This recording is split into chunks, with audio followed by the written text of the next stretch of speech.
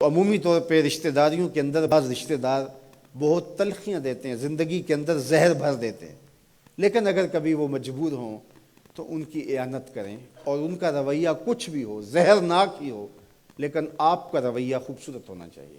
آپ مجھے اگر پوچھیں کہ سب سے بہترین صدقہ، سب سے افضل صدقہ کون سا ہے، تو سب سے افضل صدقہ جو مجبور ناراض رشتہ دار کو دیا جائے، جو رشتہ دار آپ کا شریک بن کے ہر جگہ پہ کھڑا ہوتا ہو، ہر خاندانی میٹنگ میں، ہر خاندانی ایونٹ میں آپ کے مخالف کھڑا ہوتا ہو، آپ کو نیچا دکھانے کی کوشش میں لگا رہتا ہو، اور کسی وجہ سے وہ کمزور پڑ جائے، مالی مشکلات میں مبتلا ہو جائے، اور آپ اس کی مدد کرنے کی پوزیشن میں ہوں، تو آپ کا نفس آپ کو کبھی بھی اس کی مدد کرنے پہ آمادہ نہیں کرے گا۔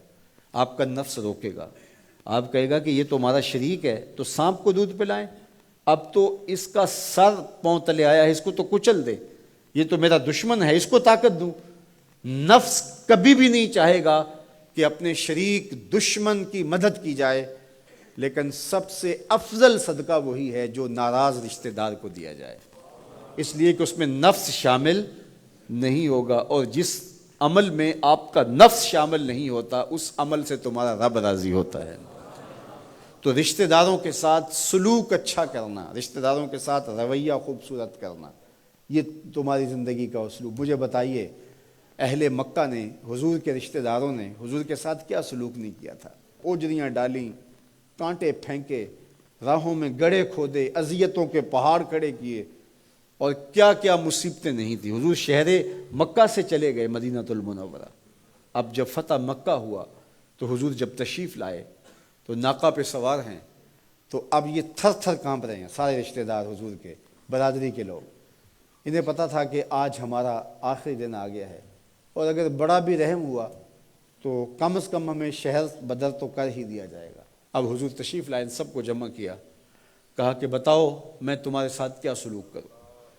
تو انہوں نے کہا کہ آپ کریم باپ کے کریم بیٹے ہیں، ہمیں آپ سے اچھے سلوک کی توقع ہے، اور ان کو توقع یہ تھی کہ ہمیں قتل نہ کیا جائے، شہر سے نکال دیا جائے۔ تو آقا کریم نے فرمایا اذهبوا انتم الطلقاء، جاؤ چلے جاؤ، میں تمہیں معاف کرتا ہوں۔ اور آج تم سے وہی کہتا ہوں جو حضرت یوسف علیہ السلام نے اپنے بھائیوں سے کہا تھا، لا تثریب علیکم اليوم، جاؤ چلے جاؤ، تم سارے آزاد ہو۔ اور حضور نے سب کو معاف کر دیا۔ معاشرے کے کمزور لوگوں کی حضور علیہ السلام مدد کرتے، ان کا بوجھ حضور اٹھا لیتے۔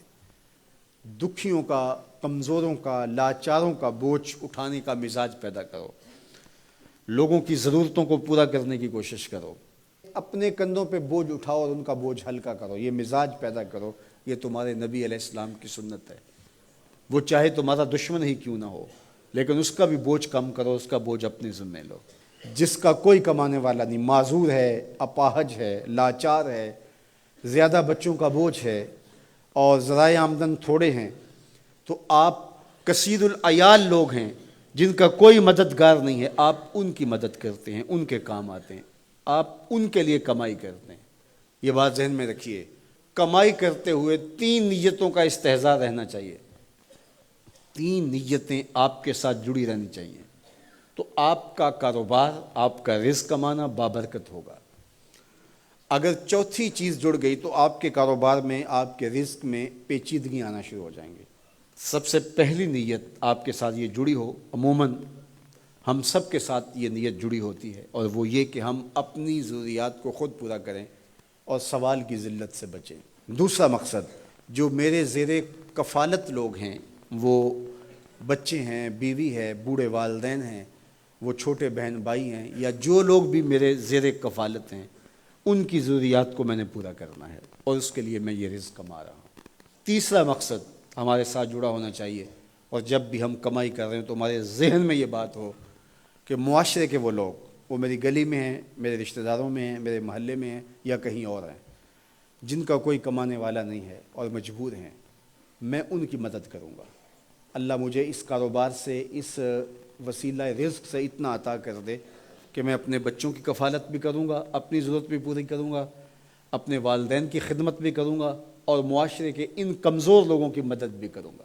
وہ کام جن کے ذرائع نہیں ہوتے آمدن کے، بلکہ اخراجات ہوتے ہیں میں ان کاموں میں لگوں گا، مدارس دینیہ ہیں، مساجد ہیں اور دیگر ایسے کام ہیں، میں یہ خدمت کروں گا، اس لیے میں کما رہا ہوں۔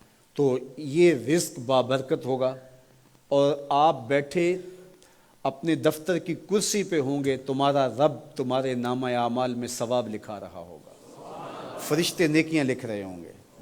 تو یہ سراسر دین ہے، یہ سراسر اچھائی ہے، نیکی ہے، عبادت ہے۔